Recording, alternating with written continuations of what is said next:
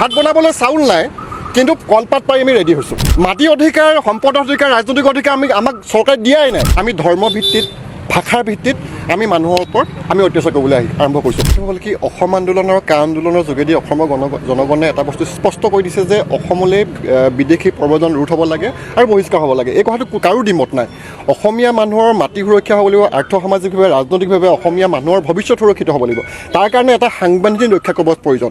যি সাংবিধানিক ৰক্ষা কবচে অসমীয়া খিলঞ্জীয়া মানুহৰ কাৰণে মাটি অধিকাৰ, পানী অধিকাৰ, সম্পদ অধিকাৰ আৰু ইয়াৰ মানুহৰ যাতে ৰাজনৈতিক ক্ষমতা থাকে তাৰ বাবে এটা সংবিধান ৰক্ষা কবচ আছে। আৰু সেই সংবিধান ৰক্ষা কবচ কোনে দিব? চৰকাৰে দিব।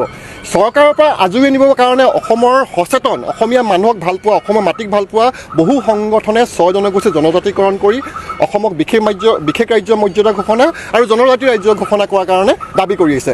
কিন্তু তাকে নকৰি ভাত বনাবলৈ চাউল নাই কিন্তু কলপাত পাই আমি ৰেডি হৈছোঁ। মাটি অধিকাৰ, সম্পদ অধিকাৰ, ৰাজনৈতিক অধিকাৰ আমাক চৰকাৰে দিয়াই নাই। কিন্তু তাৰ আগতে আমি কি কৰিছোঁ? আমি ধৰ্ম ভিত্তিত, ভাষাৰ ভিত্তিত আমি মানুহৰ ওপৰত আমি অত্যাচাৰ কৰিবলৈ আৰম্ভ কৰিছোঁ। আপোনালোকৰ মাধ্যমৰ যোগেদি অসমৰ জনগণক ক'ব বিচাৰিছোঁ যে শিৱসাগৰ ৰাইজ সংবিধান বিৰোধী প্ৰতীক নহয়, নিৰ্যাতনকাৰী প্ৰতীক নহয়। এই শিৱসাগৰ মাটিত আহোম স্বৰ্গদেউসকলে আমাক সম্প্ৰীতি এনাজৰীয়ে আমাক জাতিটোক ভাল পাবলৈ শিকাইছে। হিন্দু, মুছলমান, খ্ৰীষ্টান, জৈন, বুদ্ধ সকলোকে সামৰি অসমীয়া জাতিটো গঢ়াৰ কাৰণে এই মাটি আমাক শিক্ষা দিছে। গতিকে অসমীয়া মানুহ, শিৱসাগৰৰ মানুহ বিশেষকৈ কেতিয়াও নিৰ্যাতনকাৰী, অত্যাচাৰী, বৰ্ণবৈষম্য আৰু জাত পাতৰ ভিত্তিত বিদেশী বহিষ্কাৰৰ কেতিয়াও প্ৰতীক হ'ব নোৱাৰে। এই কথাটো একদম স্পষ্ট কথা।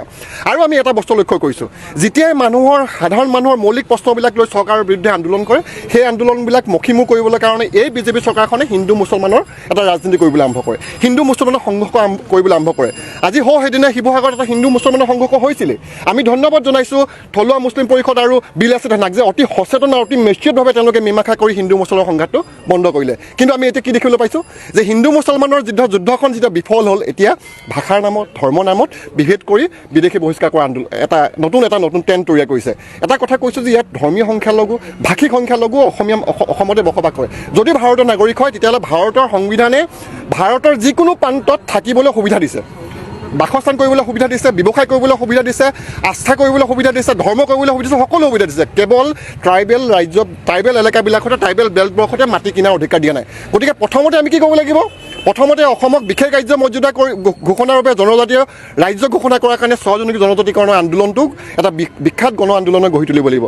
গতিকে এই আন্দোলন নকৰি যি ধৰণৰ কাৰ্য চলি আছে এই বেআইনী, আৰু আমি পুলিচ প্ৰশাসনৰ ওপৰতো সন্দেহ কৰিছোঁ যে কি ধৰণে আইন হাতত তুলি লোৱা, মানুহক নিৰ্যাতন কৰা, ভাৰতীয় নাগৰিক যদি হয় তাক নিৰ্যাতন কৰা, কেনেকুৱা এটা পৰিৱেশ ৰচনা কৰাৰ ক্ষেত্ৰত প্ৰশাসনে পৰোক্ষভাৱে কি ধৰণে সহায় কৰিছে। আৰু এটা কথা সন্দেহজনক, মানে কনফাৰ্ম নহয়, নিশ্চিত নহয়, সি আচলতে বিদেশী হয় নহয়, তাৰ চোৱা দায়িত্ব চৰকাৰ প্ৰশাসনৰ। গতিকে চৰকাৰক দাবী কৰিব লাগে, চৰকাৰক বাধ্য কৰিব লাগে যে বিদেশী মুক্ত অসমৰ কাৰণে জাত পাত ধৰ্মৰ ভিত্তিত এখন বিদেশী বহিষ্কাৰ কৰা নাই আন্দোলন গঢ়ি তুলিব লাগে। তাকে আমি আহ্বান জনাইছোঁ। লগতে শিৱসাগৰ অসমত যাতে এটা হিন্দু মুছলমানৰ পৰিৱেশ নহয় তাৰ বাবে সকলো পক্ষক আমি আহ্বান